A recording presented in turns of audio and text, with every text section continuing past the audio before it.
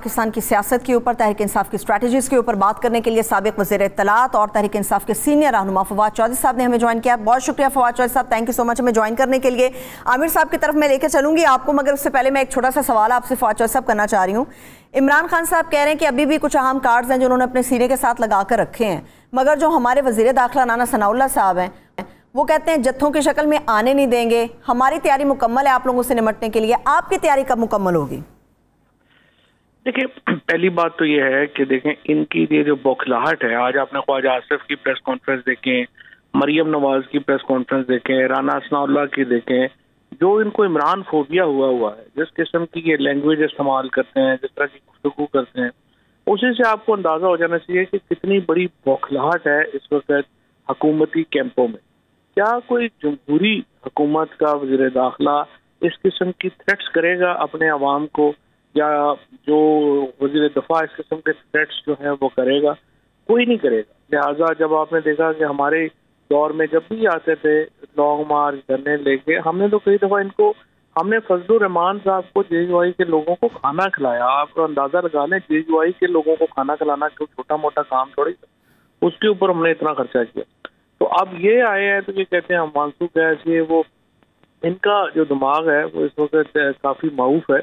बाकी देखें, ये अपने कद से बड़ी बातें कर रहे हैं, ये फैसले वगैरह इनके इख्तियार में नहीं है। इनको तो चिट आती है, आपने ये कहना है, ये कहना है, ये कह देते हैं, बस इससे ज्यादा इनका क्या इस वक्त जो है वो। जी आमिर साहब। जी चौधरी साहब, ये बताएं कि ये आज बड़ा एक बयान जो है आर्मी चीफ साहब का अमेरिका के हवाले से वहाँ से आया है कि वो बिल्कुल भी एक्सटेंशन के लिए राज़ी नहीं है, मगर ये पहले भी एक दफ़ा ISPR की तरफ से भी आया, मगर उसके बाद फिर चहमगोइयाँ होती रहीं जिसको ISPR ने कभी डिनाई नहीं किया। तो ये आप समझते हैं कि ये हतमी है?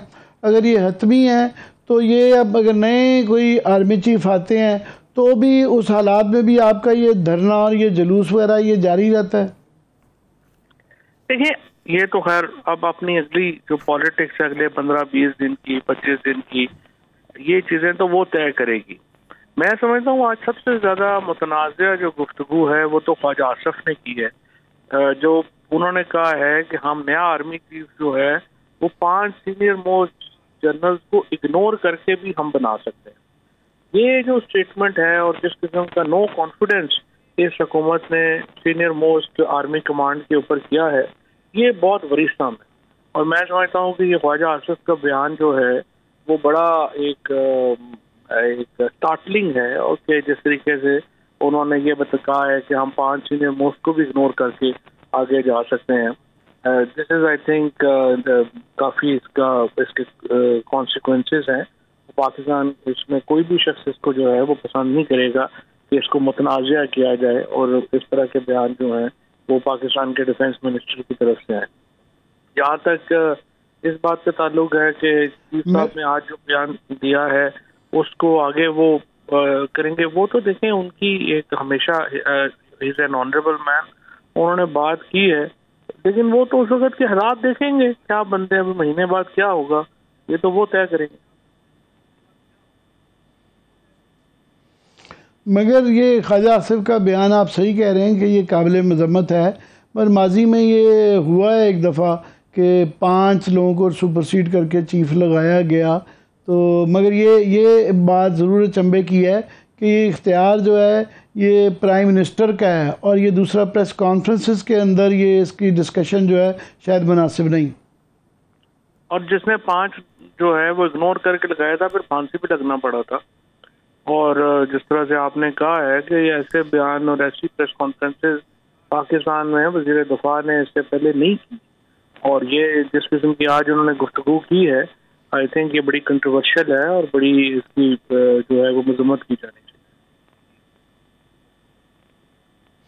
तो सब ये एक बात बड़ी अजीब है कि ये यहाँ तो चेमगोइयाँ हो रही थी कि एक्सटेंशन होगी कि नहीं होगी, और एक तासुर था कि जो अमेरिका गए हैं तो वहाँ से शायद पता नहीं कुछ इस तरह के बयानात आ रहे थे कि वहाँ से तक़वियत मिलेगी एक्सटेंशन के मसले को।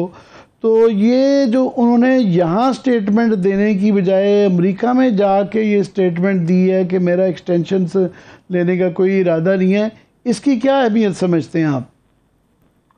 देखिए, अब ये एग्जैक्ट वर्ड्स तो उनके कोट नहीं हुए। वो एक एम्बेसी में एक लंच था, वहाँ कुछ लोग थे और जर्नलिस्ट भी वहाँ पे कोई भी नहीं था, और उन्होंने जो बात कही है वो बाहर लोगों ने आके बताई है और वो बात जो है वो चली है।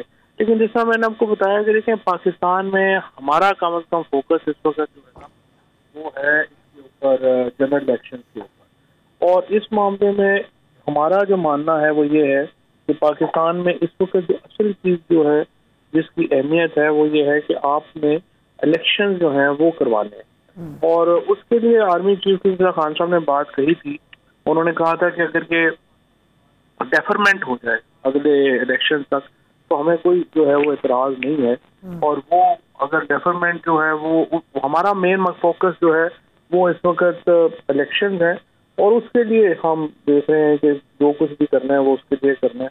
वो अपॉइंटमेंट एक्चुअली प्रायोरिटी में हमारी बाद में आती है, हमारी फोकस जो है वो इस पर रहेगा। तो चौधरी साहब, मगर वो अब डिफरमेंट वाला तो ऑप्शन जो है ना वो एक ख़त्म ही हो गई आर्मी चीफ के इस बयान के बाद कि वो एक्सटेंशन नहीं ले रहे हैं, और वो भी अमेरिका में जाके ये ऐलान करने के बाद, तो वो ऑप्शन तो हो गई अब ख़त्म। आइन में या कानून में इस बात का कोई तरीक़ाकार नहीं है सिवाय इसके कि नो कॉन्फिडेंस मोशन आए और असम्बली उनको फारिग करे। देखिए, पाकिस्तान के अंदर जो नो कॉन्फिडेंस वगैरह होती है, जिस तरह से आपको याद होगा कि PMLN के वज़रा ने बात कही थी, राना सनाउल्लाह ने खुद बात कही थी कि जी वो एस्टेब्लिशमेंट की मर्जी के बगैर जो है वो हुकूमत चेंज नहीं हो सकती। तो ये एक पाकिस्तान की अनफॉर्चुनेट पॉलिटिकल रियलिटी है, और हुकूमत की कंटिन्यूएशन इस वक्त जो है वो आप देखें इतनी अनपॉपुलर गवर्नमेंट है। इनको ये बेचारे जो ख्वाजा आसफ अभी ये प्रेस कॉन्फ्रेंस करते हैं, राना सनाउल्लाह करते हैं, ये बाहर अपने हलकों में या किसी और जगह पे खड़े होके बर्गर नहीं खा सकते। लोग जो है इनके पीछे जूते लेके लग जाते हैं। ये इस वक्त इस हुकूमत की जो पब्लिक सपोर्ट है उसका हाल। तो आप अंदाजा लगा लें, ये तो खड़े ही सिर्फ डंडे के ऊपर है ना, इनकी तो कोई पॉपुलैरिटी मोरालिटी है ही नहीं, लेजिटिमेसी नहीं है। तो वो सिर्फ अगर डंडा न्यूट्रल हो जाए, वो पीछे से हट जाए, ये तो कागज के, ये तो एक हाउस ऑफ कार्ड्स की तरह बिखर जाएंगे। वो तो इनका तो कोई इशू ही नहीं है।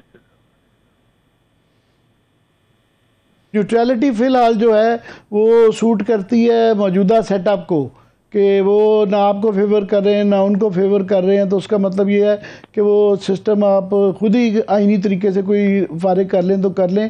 तो उनसे ये उम्मीद करना कि वो आउट ऑफ द वे जाके आपको इलेक्शन करवा के देंगे, अनाउंस करवा के देंगे, ये ज़्यादा उम्मीद नहीं है। नहीं, मतलब इस वक्त तो सिर्फ जो है हम तो चाहते ही हैं कि ये न्यूट्रल हो जाए। न्यूट्रल हो जाते हैं तो बस बात खत्म हो जाती है। ये हुकूमत तो 24 घंटे नहीं रह सकती। हमारा तो जो इस वक्त जो फौज की या नॉन इलेक्टेड जो इदारे हैं तमाम, अगर उनकी तरफ से ये सपोर्ट जो है वो ख़त्म हो जाए और ये एक हुकूमत जो है उसको आप कहें कि वो एक अपने जोर के ऊपर, तो ये तो एक दिन खड़े नहीं हो सकते। पॉलिटिक्स से इनकी बिल्कुल फर्क नहीं। जैसे मैं इसलिए ये सवाल कर रहा था कि लेट्स से अगर वो न्यूट्रल हो जाते हैं, न्यूट्रल पाकिस्तान में बड़ी रिलेटिव टर्म है, तो आईनी तरीका तो ये था कि अगर आपने रिज़ाइन ना किए होते तो वहाँ से आप फिर ये पेश करते और एक दो एलाइज़ को वापस ले आते तो गवर्नमेंट चेंज हो जानी थी। अभी आपके रेजिग्नेशन के बाद वहाँ तो नो कॉन्फिडेंस मोशन टेबल ही नहीं हो सकता उसके लिए, क्योंकि 1/4 स्ट्रेंथ ऑफ द हाउस चाहिए है।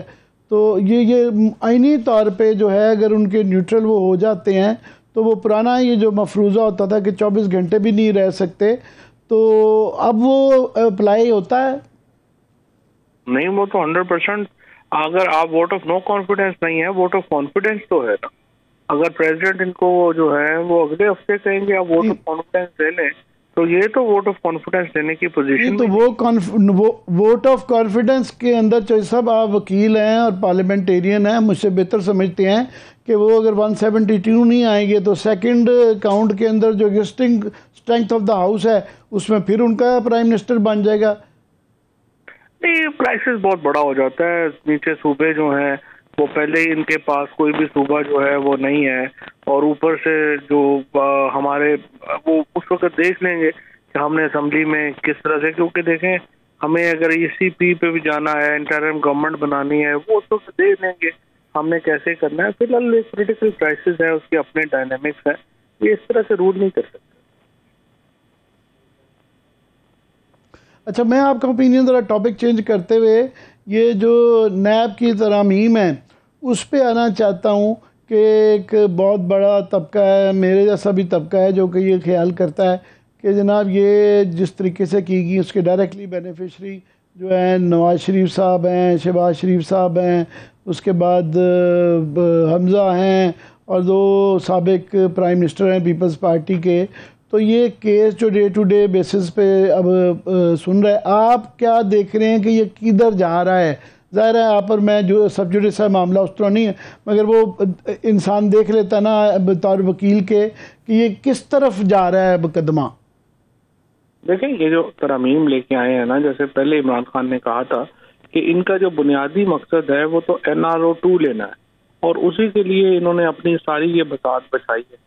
अब आप देखें जिस तरीके से इन्होंने ये कर दिया है कि ओनर्स जो है वो मुल्ज़म पे शिफ्ट कर दिया है, तो मुल्ज़म से हटा दिया और कहा है कि नहीं, अगर प्रॉपर्टीज हैं आपकी तो वो साबित नैब ने करना है कि वो किस पैसे से खरीदी है। आप मुझे बताएं, ये वो बताएगा ना कि उसके पास इतना पैसा कहाँ से आया, या कि वो उसने इतना बड़ा अपार्टमेंट जो है वो खरीद लिया, या वो बताएंगे ना कि उनके पास ये एयरपोर्ट पे कहाँ से आए।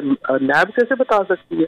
तो इन्होंने ये शिफ्ट कर दिया। अब आप 25 सेक्शन जो प्ली बारगेन का चेंज किया है, उन्होंने कहा कि 1985 से जो प्ली बारगेन हुई है